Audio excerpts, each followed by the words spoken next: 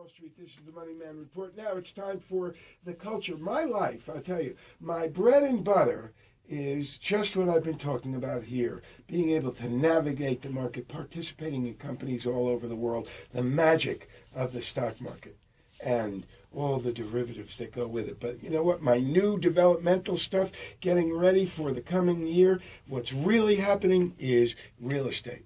So Susana Baker has got a fourth-generation member of a prominent Miami family with huge properties in downtown Miami Beach, downtown Miami. And let me give it right over to Susana. Good morning. Good morning, Dan. Good morning, Alicia. Good morning, ARTTALK listeners. And good morning, Sean McCormick. Good morning, Susana Baker. How are you today? Very good. Now, the correction is that we do have the fourth generation here, which is Dylan, Sean. That is Sean McCormick's son, so that's a great thing. But you are third generation. That was my mistake, because the McCormick family goes way back in Miami, being the pioneers, prominent families, along with Julia Tuttle's and the DuPont family and the Flagler family. Your great-grandfather was one of the doctors that came down here, right? Well, was mayor of... Yeah, a funny anecdote of my grandfather. He came to Miami in 1922, and he landed at 320 Southeast 1st Avenue, which is the old Julia Tuttle Circle in downtown Miami. Even in his death, he's still residing on the Julia Tuttle Circle because he's buried in the old City of Miami Cemetery right next to Julia as you come in there on 2nd Avenue and 17th. So. That's amazing. Now, let me tell you, you come from a long line of law. Your father's an attorney. Your father's a big real estate developer. You own, as the McCormick family owns, several important properties downtown on Southeast 1st Street, is it? 111 Southwest 3rd Street in downtown. Yeah, and it's amazing. And you renamed it to honor your great-grandfather, called the McCormick Place. Yes, we did. And you did something different than what your development family is. You decided to take that building and create it into an epicenter of art. Well, what we're looking to do with the building, it's the original U.S. Customs warehouse built in 1924, and so we're bringing it back to a use of what I call Class A creative space. And so, yes, we are looking to create that as a cultural crossroads for all of Miami, and we're looking to invite all types of art, whether it be performance art, visual arts, etc. And we've been hosting them for, as a matter of fact, last Friday we had our one-year anniversary of our gallery opening. So we were very excited. We had everybody there from the Nesquik Bunny to, we had MG Events that did our catering, and Ron Barcelo, etc., etc. But we had a great time. Several hundred people came out to support, and as well they do every first Friday of the month, because a little over a year ago, we started the First Friday Downtown Art Walk. Now that's really exciting to me, because here's a developer who owns a fabulous piece of property, prime piece of property in downtown Miami, and decides, and I'm sure you have to get offers all the time on the building. I mean, who wouldn't want that building with two parking lots adjacent to the south, the east and the west side of it? But on top of it, you have right now not looked to sell, to do anything, to redevelop on the property, but take it and make it an art center, which I'm in the arts, and I know that's a tough call. You know, but the commitment to be in the arts is a large commitment. It's something you got to say, well, I'm not going to make money right now, but eventually I will, because as you rent to artists, you know that artists, as they're emerging, even mid-career artists, it's a tough call before you sell that large painting. How do you... I mean, do you see this, like, would you recommend this to other developers? Do you see that you're going to create a new trend? Is that why you got into it? Well, really, it's a passion project is what we got into, you can imagine. And there's three tenets of the project that everything rests on. It's history, it's art, it's culture. And obviously, we spoke a little bit about the history of my family. We spoke about the history of the building. We'll also speak about the history of the neighborhood. A lot of people don't even realize that a block away from that property on Miami Avenue and 3rd Street is where Julia Tuttle, the only female in the country to found a major city, founded the city of Miami in 1896. So I'd love to hear when people say, Miami we're developing even a better culture today than we've always had. And the arts are really what would make all that, to me, that's the medium to deliver all of that through. So no, without a doubt, that's a passion project. Well, I also see that you're also committed to a new project, which is the Miami Downtown Arts District. And that is advisory board that you're putting together of very prominent members in the art community, including the PAM, which is the Perez Art Miami Museum, including the Freedom Tower with Miami-Dade College Art and Design, including James Eccles from Soul of Miami and Life is Art, including many others like Noors from Irreversible Magazine, Elazar Delgado I saw there as well. So you're putting prominent people downtown to create a new sense of awareness that will not just be a fly by night, something that would be permanent and people can go to and be aware of all the downtown projects. Well, I think as a city, everybody's familiar with talking the talk, but I guess we're walking the walk now. And so for the last year, what we've tried to do is establish this district, you know, and in a lot of ways, all of them on our own. Those were all great names that you mentioned. There's one other, Leanne Lester from the Seafair Yacht. Oh, Lord, how could I forget Leanne? And, you know, over a year ago, we all met and we said, you know, downtown is changing. The Perez Art Museum is about ready to open. We're in a position right now where what we can do is something really spectacular, but we've got to start sowing the seeds today in order to start looking to reap and harvest later on. What is your vision? If the money is not the issue of nothing, if there's a perfect thing, what is your vision for this passion? Well, if we lived in a vacuum, that right now what we're looking to do is to create a downtown arts district. And we've come up with a name for it called the Miami Downtown Arts District, MDAD. And so what we're looking to do is tie together all the cultural institutions, all the galleries, anything that has anything to do with downtown and history, art, and culture. So we're looking to, as Susana had said, to bring the PAM into it, History Miami, the Freedom Tower, the Seafair Yacht, other galleries throughout downtown like Artisan Lounge, and so that we all participate in this idea called the Miami Downtown Arts District. Now, is this going to be? Is this where? I'm going to ask you where this is going to be, but is this going to turn into a reclaiming of an old beat up area and making it into a new fashionable, beautiful place that I can build condos in? Or well, you know, I think downtown and Brickell already are that market, you know, and so what I see this as is bringing that extra layer for the people who are now living and working in downtown to bring them that history, art, and culture. You know, I don't think you need to make downtown Miami over in Brickell like you did Wynwood. No, so you're doing it right where all the nice high-rises are already. All throughout downtown in Brickell. I mean, what we've done is we've established our district as pretty much the Downtown Development Authority's district, so that's the DDA. So north to up towards Biscayne Boulevard, more or less, where Bremen motor cars and... Hold this thought, please, because I got to Sure. stop for a break and a couple of commercials, and we'll be right back.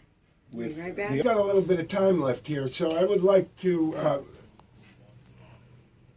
Okay, so back with Art Talk. Susana Baker, The Art Experience. Sean McCormick from McCormick's Place downtown. You know, you were talking about such interesting stuff off the air, and I was wishing I could turn the microphone on for everybody, but talk about a little bit of this history. Your family came on the Mayflower, is that true? Well, on my grandmother's side of the family, that they're from Boston. So my grandfather came from St. Louis in the 20s to Miami with my grandmother. She was from the Boston area, and so yes, All right, so a little more of that history about the Muhammad Ali's doctor. Well, Let's talk about that, because yeah. the audience likes to know who The they're history, listening. of course. And so, Sean, mention about your, you know, some of the great richness of your history. Sure. So you know, again, you know, the McCormick family always wanting to give back to the community that they live in, they wanting to serve. The reason why the building was named after my grandfather is because of his legacy that he's left here in Miami for not just all of us in our family, but for the entire community. So I think Susana was mentioning that he was the 4-time mayor of El Portel, where he was raising his 11 children. So we're slightly Irish Catholic, you can imagine. And from there, then he did build the city hall underneath his watch there as the mayor. So, in addition to that, he was also the first fight doctor for the city of Miami. So a lot of people are familiar with Ferdy Pacheco and think that Ferdy was the first fight doctor for the city of Miami. As a matter of fact, he was the second. And so that's why in our gallery there at McCormick Place, we have a beautiful piece done by Mariana Fox, coincidentally also my cousin. That is my grandfather in the front row of a boxing match in 1966 in Houston, Texas. And the match was Muhammad Ali and Big Cat. And the reason he was at that fight was because he was involved with the boxing commission in Miami originally.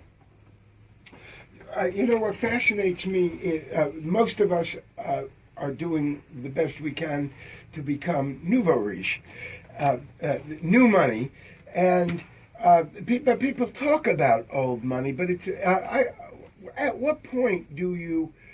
How much would you say your life is spent on commercialization and thinking almost like it's an anthropology study? It's a great question. That's a great question, and some days it's 75-25, other days it's 50-50, and other days it's 100% zero, and you can go either way on that. But what we're doing with the project, really, with the studios and the art, I don't think it's really designed to quote-unquote make money, as you can imagine.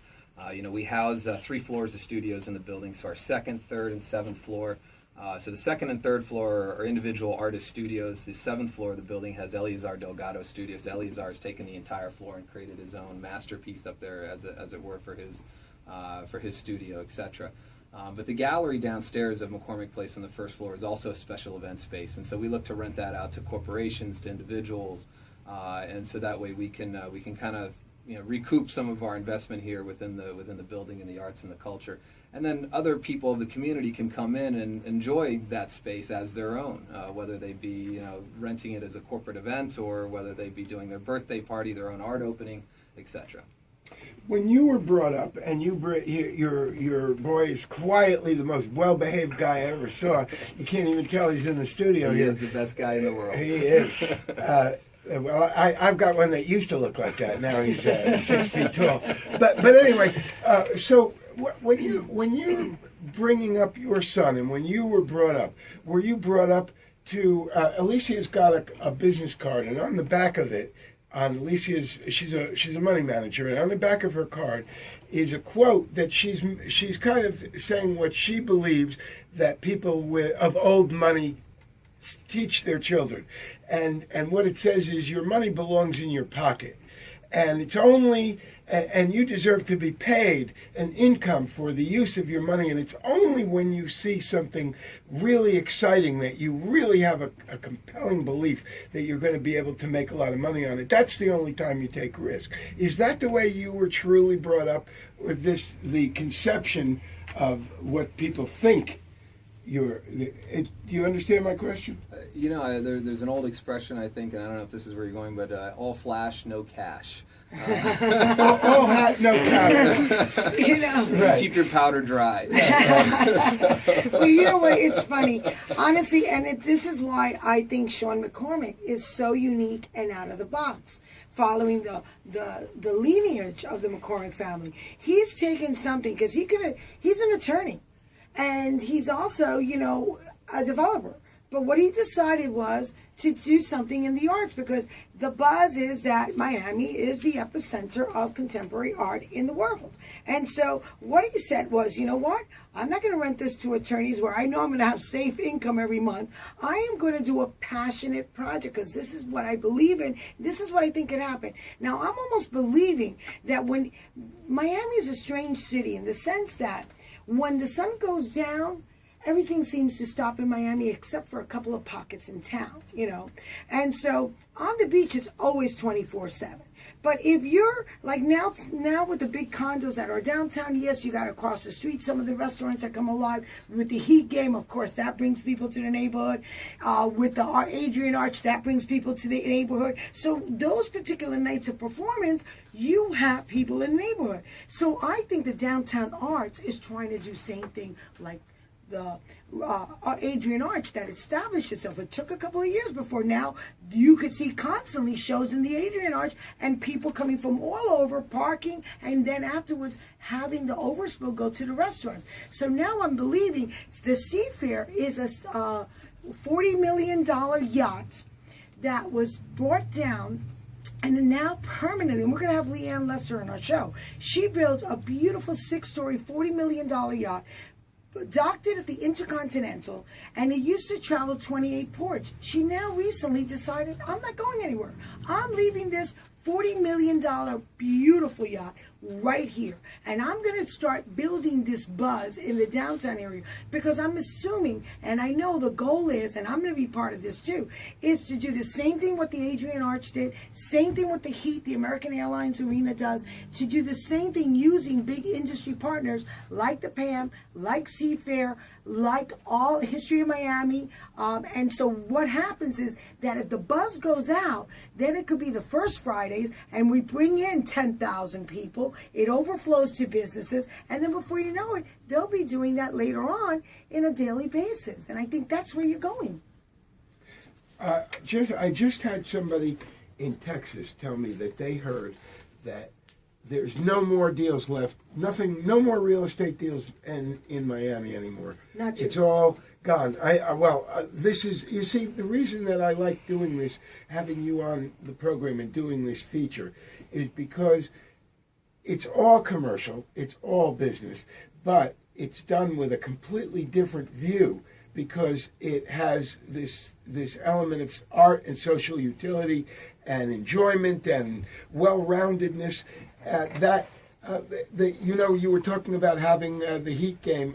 Going to a Heat game, you walk down in that area by the American Airlines Arena, and there's all those cool bars and everything, and you really do get a feeling of being on the Upper East Side in a way that you really didn't get. You didn't have this mixed use, cool stuff going on. It was a completely different kind of place. And we have people listening to us from all over the world here who don't really think of this as their destination. It's nice weather, but the fact is that this is becoming a world-class city. So it's creativity at its best, creating your own cap rate. Well, do you want to look at it that way? Yes. It's a social cap rate, though, I have to say. And eventually... It's funny, Susana keeps mentioning the attorneys, and so, to create our gallery special event space on the first floor, we have taken out 14 law offices down there. And we've also left the old law office wrought iron gate that's down there. This is a cue to what was once there. But what's happening now is that we're right in the middle of 5 courthouses downtown. Let me stop for a little break, and we're going to be right back with the art experience and it's actually kind of squeezing a little cash out of the art experience, but enjoying it while you do it and living an edified, balanced life here on the beach. We'll be right back. Experience Art Talk with Sean McCormick. Well, Sean, we were having a very interesting conversation, and the conversation really is, Dan had mentioned what is, the percentage of what you give back and what you get in return, and you had mentioned... Well, I wasn't asking that in money terms. I was just asking about the orientation of a life. And I would assume, like I was just telling Sean, I was saying, my business, the touring business with the arts and bringing people to discover these art districts, has been now 5 years. And so Sean was saying, how are you doing? I said, well, I'm doing about 100 tours a month. But it's tough, because when you're giving back and you're giving back and you're giving back and you're waiting for, that we all see that golden ring up there, and to get there you can see it so clearly, but not everybody can see it. So you're always fighting these obstacles, or putting money back in promotion, putting back, like you said, your uniforms alone got to cost you a fortune. Got to cost a fortune. And as a matter of fact, that's one of the ideas behind this First Friday Downtown Art Walk, is we want to have people like Susana, who are running these great tours. They're tour raters. They have just a tremendous knowledge of our city and want to share it. And so, we've come up, and I don't know if I should speak about the concept about Art After Dark, but one of our concepts is that we would love to have Susana start doing evening tours. And so visiting over to all the hotels, whether they be in Brickell or on Miami Beach, picking up these tourists that are interested in not just nightclubs in Miami and going to the sand, because I think that's an old story for Miami today. I think we've established ourselves as a major hub for business. We're establishing ourselves even further with the likes of Art Basel coming here to Miami, becoming so special and so huge, creating this beachhead. And as a matter of fact, I've just heard that a Basel art gallery is now leaving Basel, moving into downtown Miami here in the next few months. So, I think what you want to do, and I see that as the connectivity too, that you can now take these people who are from out of town or locals on these tour buses, connect all of our venues, because it's kind of a strange conversation to say the Downtown Art Walk when a lot of downtown is so spread out. How do you walk from place to place? And so we need to start utilizing our public transportation, the People Mover, which is a tremendous, I look at from my space, you can get from the People Mover within a half a block to the Seafair Yacht, another half a block. Artisan Lounge, there's a stop right there. So on and so forth. I mean, right to the Perez Art Museum, they've got their own stop there. So, I mean, if we start utilizing our natural assets of public transportation, bringing in people like Susana to help really elevate the game for our visitors, I think that's a no-brainer. The Art After Dark, just to let you know, Lisa and Dan, the motto is, when the sun goes down on Miami Beach, the Miami art scene wakes up. We found that a lot of our industry partners like PAM, which is the Perez Art Miami Museum, they open up every single Thursday. I think it's the second Thursday of the month, free from 6 to 9 with beautiful venues. You have the same thing with the Seafair, McCormick, First Fridays. History of Miami used to do Wednesday. I spoke to them. I said, if we could get a crowd, they said they'll do Wind Down Wednesday again. You have so many programs downtown that have these free. Wynwood does first Thursdays of the month. They do Thursday previews. Second Saturday, Wynwood Art Walk, which is at night, Design District. So we said people want to go out and see this. If you don't mind, you never do much of a plug for yourself, but I just want to. We have people listening from all over the world. More people are listening on iHeart. How can people, if they would like to think of this as a destination and they really want to find out what's going on here, calling you would be the way to do it. And how can people get in touch with you? Well, if you go to our website, theartexperiences.com, which is TheArtExperiences.com, and mention you come from the Money Man, I will give you 50% off of any of our tours. Say you're with the Money Man, and you could get 50% off. You could also go to TripAdvisor and see our report card. We're #1 in culture, 5 stars, 12 out of 394 attractions. And she knows this city. I've been having more fun since I met Susana. Hey, listen, now, that's all the time I've got. Sean McCormick, thank you for being Shout out for McCormick Place. Thank you very much. Yeah, How Sean can they find out McCormick with about you? McCormick Place. Please come find us on Facebook, McCormick Place Miami, or McCormickPlaceMiami.com. That's it, folks. Thank you. great Have a week. wonderful week.